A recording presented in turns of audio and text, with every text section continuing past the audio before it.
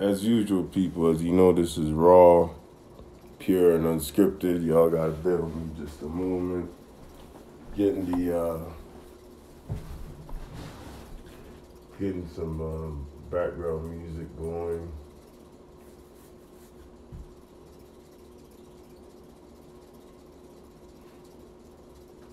Meantime, between time, also waiting for people to come through.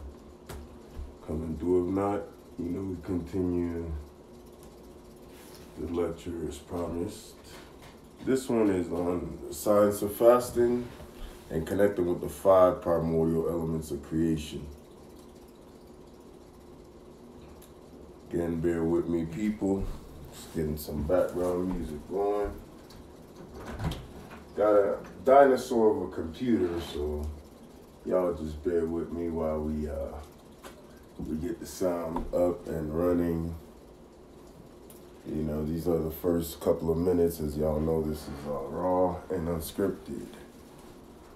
Got Serenity in the background, as usual. And we're here. Bear with me just a moment. This thing's loading.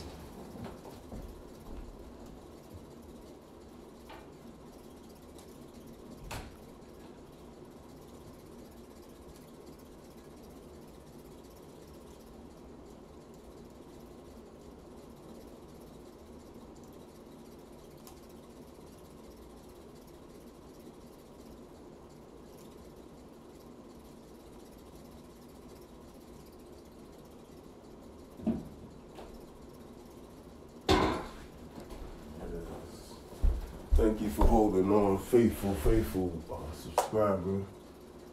I'll be there just 2 seconds. I wish my technology worked a little bit faster, but it is what it is. All right. Thought this thing should be on right now.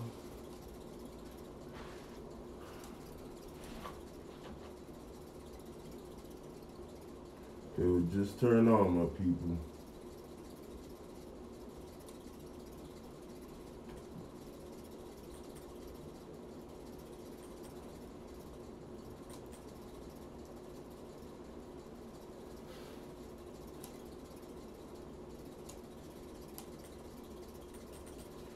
All right.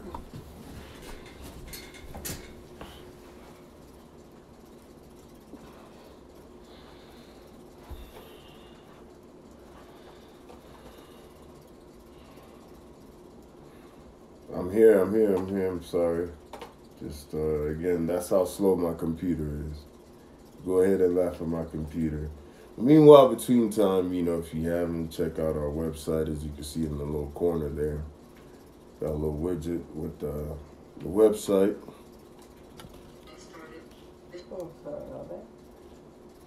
Peace and divine blessings. I'm still wearing the same shirt from yesterday, y'all. And that's customary, the life we live.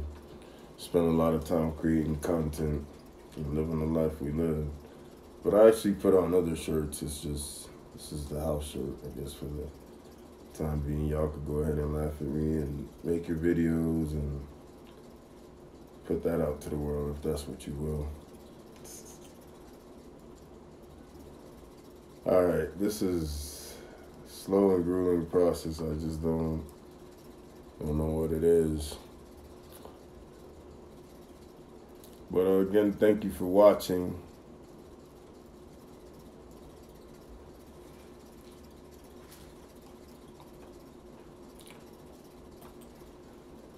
All right, we're finally getting somewhere, y'all.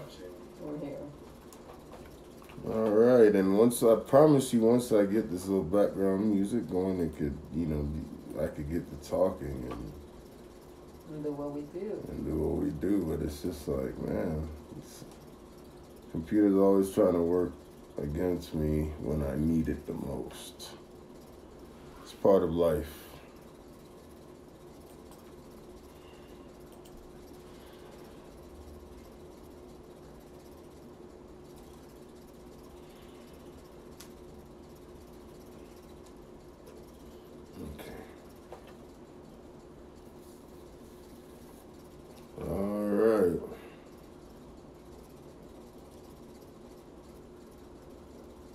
Somebody else showed up. People, y'all got to be a little bit more patient. In and out, in and out. Gotta let me go ahead and you're gonna get this knowledge if you're running and away. get this background going. And like I said, I'll be talking. But at any rate, if you don't have time or you're at work, there's always a way. We will save this. But if you're here, thank you for hanging on and going through the grueling process. I mean, I didn't want to put y'all through this, but the computer, I thought it would work a little bit faster. But that's just what it is.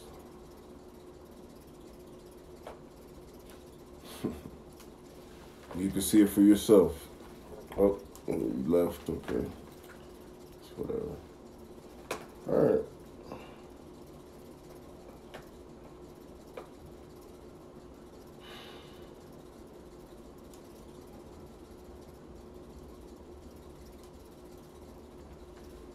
It's been 6 minutes and 24 seconds, y'all, and again, I apologize.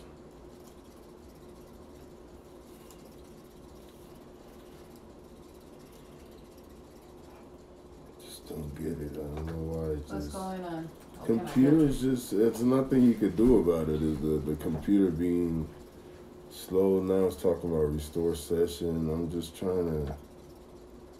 It was already on YouTube, and it's been taking all this whole time just to upload YouTube.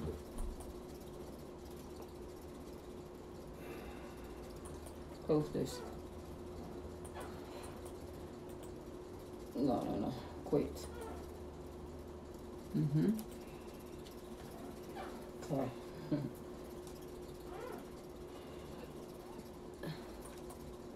What happened is that when you turn on the computer, all these programs opening up at the same time is actually slowing everything.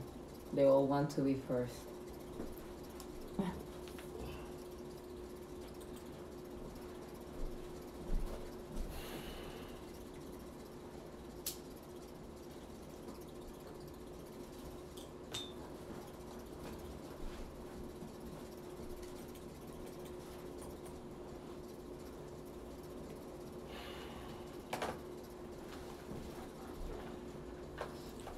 I'll work with it. Let me get it. And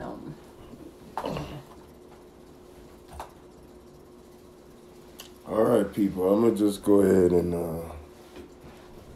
get into the most important part of things, which is the lecture at hand. Sorry it took so long. It's been 8 minutes and some change. For anybody that had to endure that, just hopefully you fast forwarded through. But again, this is raw and unscripted. So today I wanted to talk about the science of fasting and the importance of fasting for listening to your internal voice.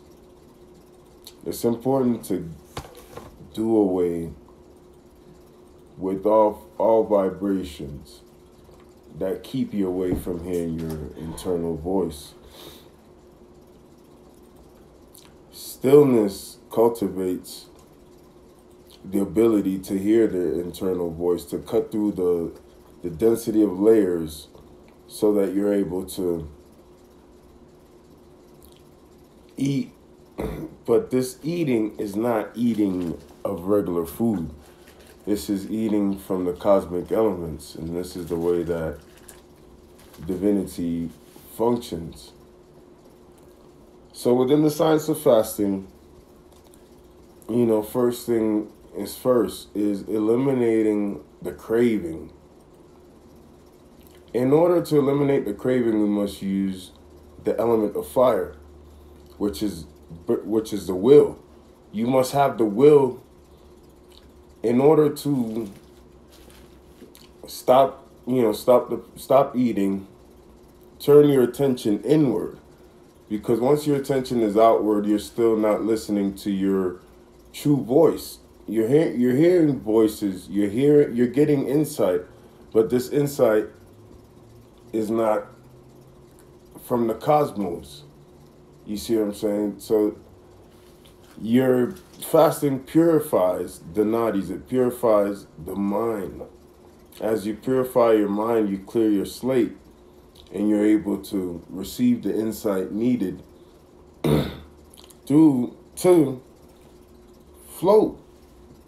And this floating is the spiritual ability to get out of the entrapment of the material body, and to be able to use your spiritual bodies to travel into other dimensions.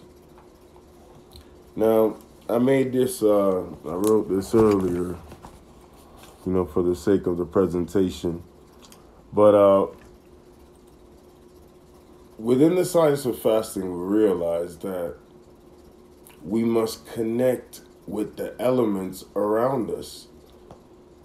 This connection allows us to be able to do our work, and if anybody's involved with magic, you understand that the connection with the elements is what facilitates the magic, what facilitates, your intention, it actually makes the intention occur. Fire, again, being one of the most primordial elements, because you need will. You need the force, the action, the movement to do any type of magical work. That's why in here on this board, I presented fire as, the first element, which it burns, it purifies, it transforms, and it transmutes. Fire is the same element within the prana that allows a connection between the two worlds, which is the spirit and the manifested world. Water represents the formlessness of our consciousness as it is. There's nothing that could hold our consciousness, or any form that could hold us captive, other than the form that we decide to take on for ourselves. So water reminds us of emotions, flow, movement. Water cleanses, also transmutates, and again, as I said earlier, it represents the formless nature of things.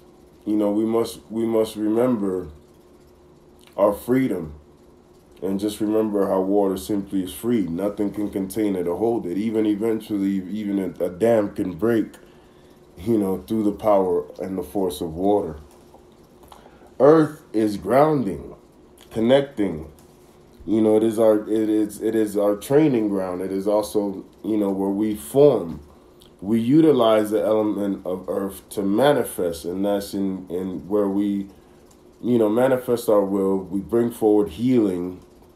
We bring forward the transformation, because that's what the earth does. And in this earth simulation, we're constantly receiving the signs that are necessary for us to move forward within our enlightenment. So it's necessary to get in touch with the earth, to connect back with the earth. And that's the reason for our natural way of living. That's the reason why we have a natural reverence for the earth itself, for the element, just for helping us ground and connect and come forward and within our true nature. As we're here manifested upon this earth, we are able to also, move forward into the different planes of creation. Now, the element of air, this is dealing with prana, which is the medium which through the spirit and the body are connected. The prana is the element of life itself, is the breath of life, is what connects each and every one of us together.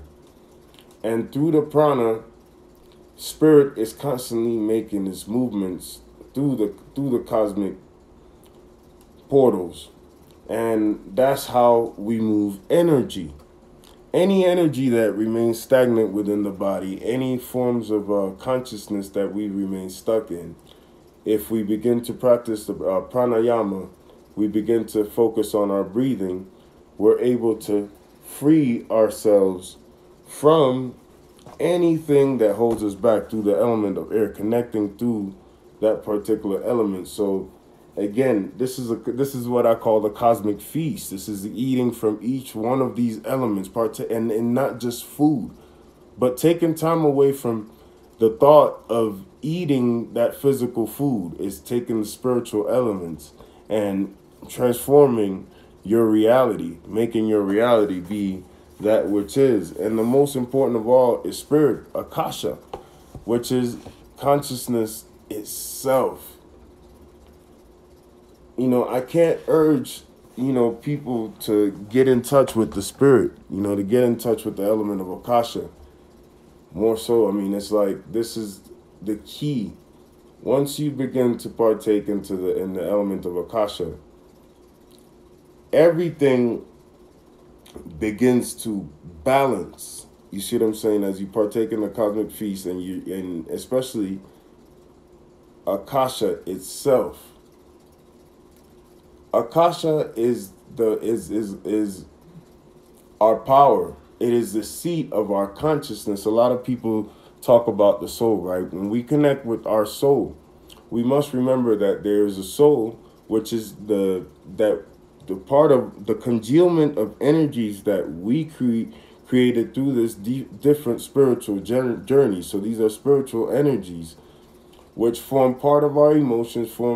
This is where our our spiritual DNA, our memory lies. So this is where we have memories of our past lives. We're able to travel through our different lives and learn. That's basically where that memory lies. Now, in the super soul, or the akashic realm, is where this is where our true self, our higher self, dwells. This is the person that we truly are. We oftentimes misidentify ourselves with, the congealment of energies, which is the soul, then, the body and the mind. But we must realize that we are the super soul. And the whole journey of enlightenment is for the purpose of reaching the super soul. And, I wanted to read something to just basically back up what I was saying, and this is from the book called The Science of Self-Realization, and this is written by His Divine Grace A.C. Swami Prabhupada. Also you could get this book in any ISKCON temple if if there's any temples present in your city or in your nearby vicinity.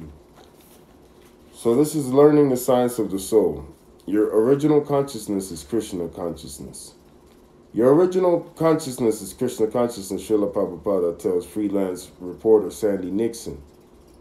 Now your consciousness is covered with so much rubbish, that's what we're doing. We're, using the element of water, thinking of the water, as I was saying, as the water cleansing, that congealment, basically clearing ourselves from that maya, that illusion, that net that holds us trapped. That's the rubbish that we got to get rid of. Cut that net of illusion, right? So now you have to cleanse it. Then Krishna consciousness, our consciousness is like water. Water is by nature clear and transparent, but sometimes it becomes muddy.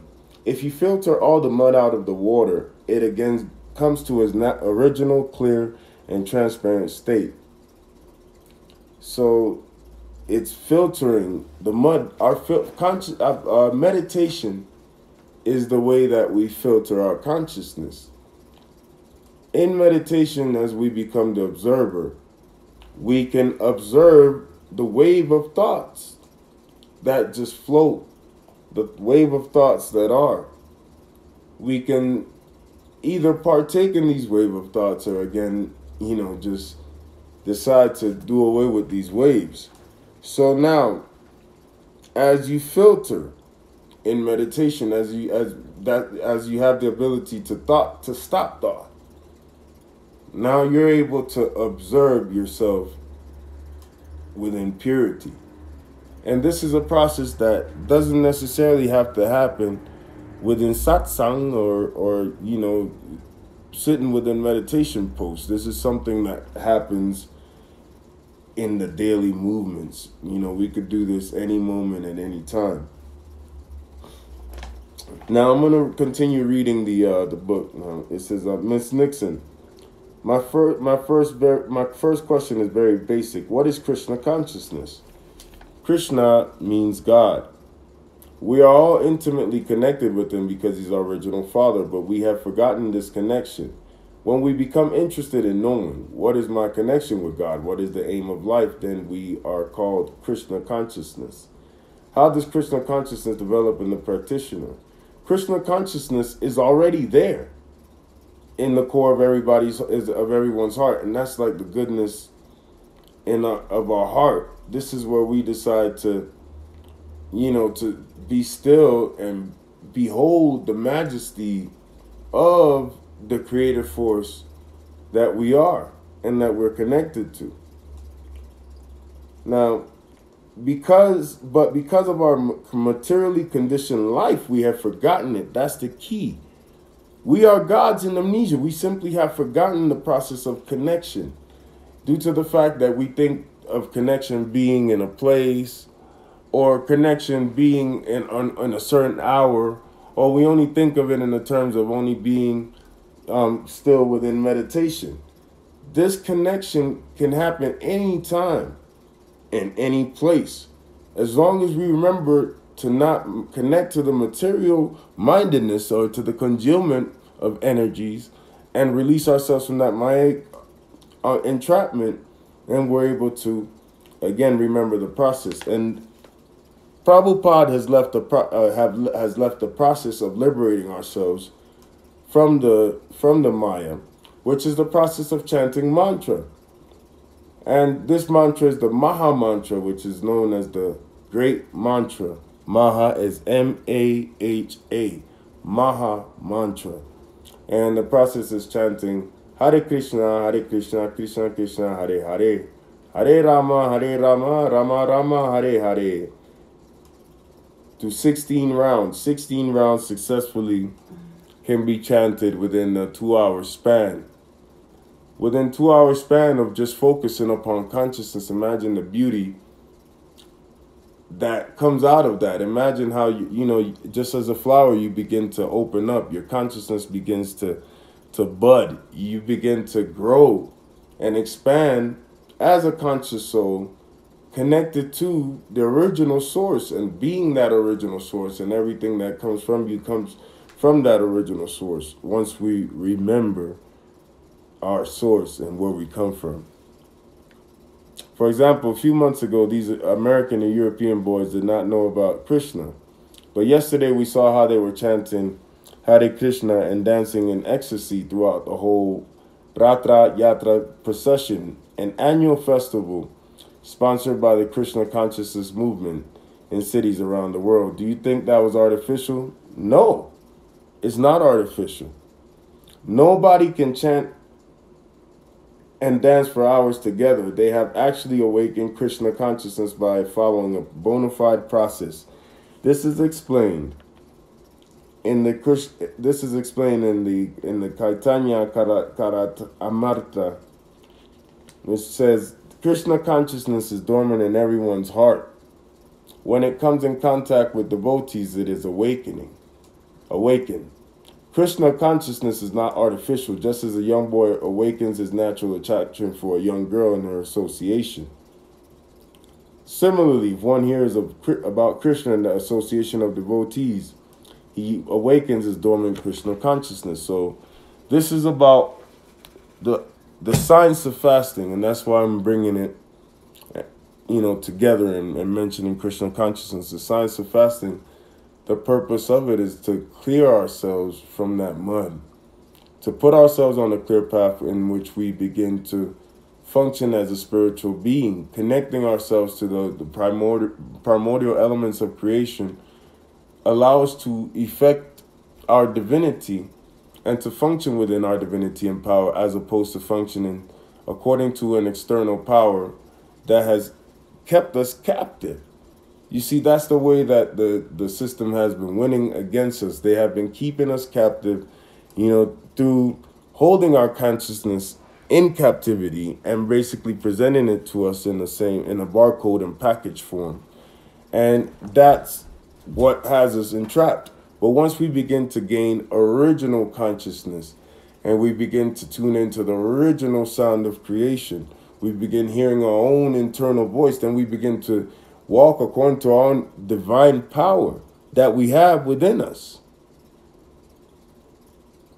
This is the power that you need to get moving and do what you have to do to make everything that you want in life happen.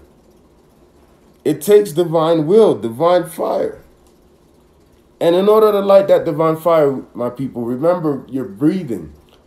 Your breathing must occur just like a baby breathes.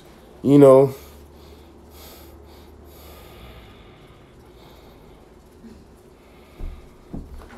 in the process of blowing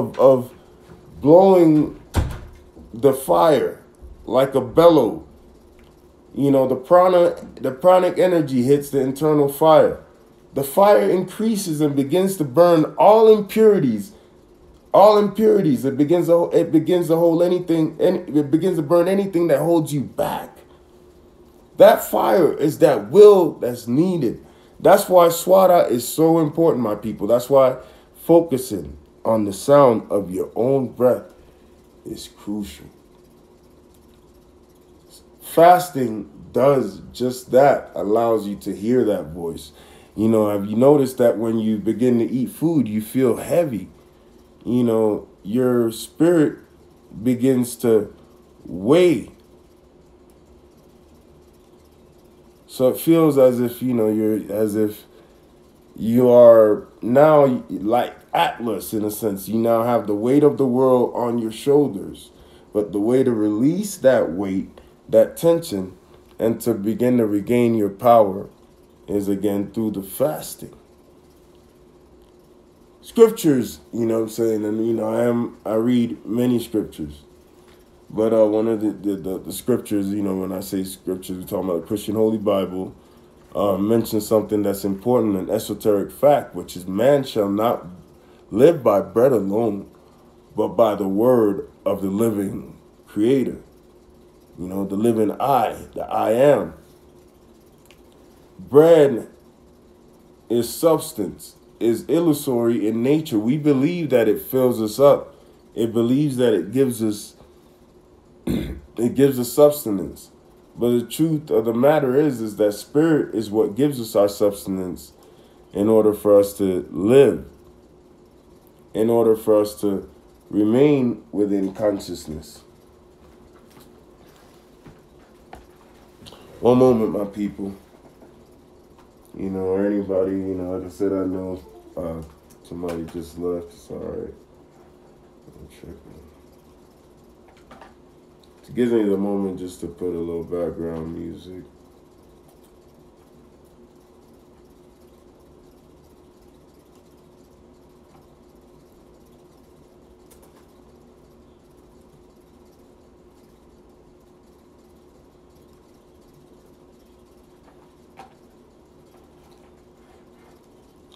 Yes, my people, thank you for coming back, whoever's come forward.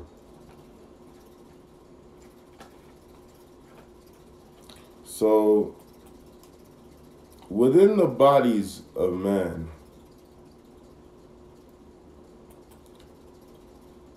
we oftentimes have relegated to the study of astral travel, which allows us to move through the planes. But where we get stuck is that we don't realize how it's easy to get caught up in the net of Maya through the astral travels, because there are many entities which visit us and speak to us through our meditations, through our thoughts, and we're not completely aware of it. So in that awareness, in the travels, you know, I've come to the conclusion that to not get stuck to the images, to not get stuck to the power that comes to you during moments of fasting or during moments that you are basically within your divinity. Focus upon just the stillness, staying, not reacting to what comes, just being. This is what the middle path teaches us. If anybody gets a chance, look up the middle path to have more understanding. But naturally, if you focus in the point between the eyebrows, of course, when your eyes are closed, these two eyes are closed, focusing upon this point and focusing upon the sound of the breath, focusing on the stillness between the breaths. This particular stillness, when it comes down to the body, this is what begins to activate the DMT, the internal DMT that we have. It's all natural. DMT, cannabinoids, all natural within us. And this is what makes us euphoric or ecstatic or, for lack of a better explanation, drunken with the spirit. This is the Amarita, the nectar of the gods that we behold. And that nectar is what drips from our brain and allows us to partake in the cosmic oneness, being one and inseparable, being one inseparably from divinity itself. We have been lied to for so long and we're thought that we were separate from divinity and that you had to partake in the act of taking Holy Communion or many different acts of taking substances. But the truth of the matter is that we don't need any form of substances, because these substances are, again, within the body. And fasting does just that. It releases those chemicals, that allows that process to occur much more easily. Within fasting, I must say this. We could go without food. Very much so. We could go without food for a very long time. But one thing that we can't do is go without water or breath. So again, connecting back to the elements. Water is the formlessness of our consciousness. It is our emotion. Have you noticed that when you go into deep spiritual states, you begin weeping, begins releasing water? Or let's get into, the science of sex. When you're emotionally excited, when you're excited about the sexual experience, the moistness increases. So that's what gets the juices going. See, so water, that's how I'm showing how water is connected to emotion itself. And the breath is the carrier of the divine message. It is our shuttle, in a sense, you know what I'm saying? Our shuttle which takes us into the cosmic realm.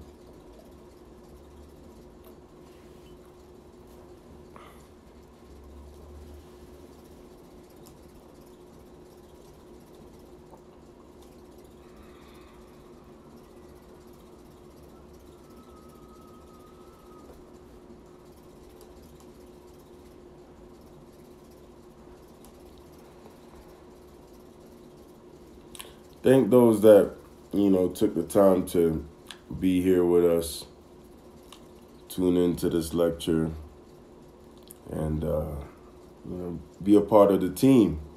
You guys got to excuse me. I am fasting at this moment, so, I'm within earth and within earth and heaven for the most part. But I am thankful. I'm grateful that I was able to do this short lecture, and in your fasting and in your daily doings, please remember to connect to the elements of life: fire, water, earth, air, and Akasha. Very important to connect to the elements, my people. And it doesn't have to be that you go outside. Again, don't focus upon the illusion that's being projected. Just focus on the true self, and all will be revealed. I thank you very much. And this video will be saved for others. Those that are here, please take time to share this video with others that may be interested in the science of fasting. And also, if you want to form part of the fast right now, we're currently on, I'm on day 1 of the fast. So I'm glad, Natalia, thank you very much for being here, that you were able to take in this particular lecture. And like I said, it will be saved. We do have all the details, and that will be on the description of the YouTube video. And as you can see, the widget on the screen there. Please join our website and join the movement, people. Spread the word. That's what we're looking for. Spread the word, my people. Spread the word like water, like wind, like fire. Spread it, spread it, spread it, spread it. Let it be all over. Yes, my people. Thank you. Peace and divine blessings. And I'll see y'all later, actually, as we are just going with the lives. And there'll be the second live we'll continue the Ethiopian Esoteric Lecture Series. And I'm going to continue the part 2 of Haile Selassie, and then we move on to the Book of Enoch. Peace and blessings.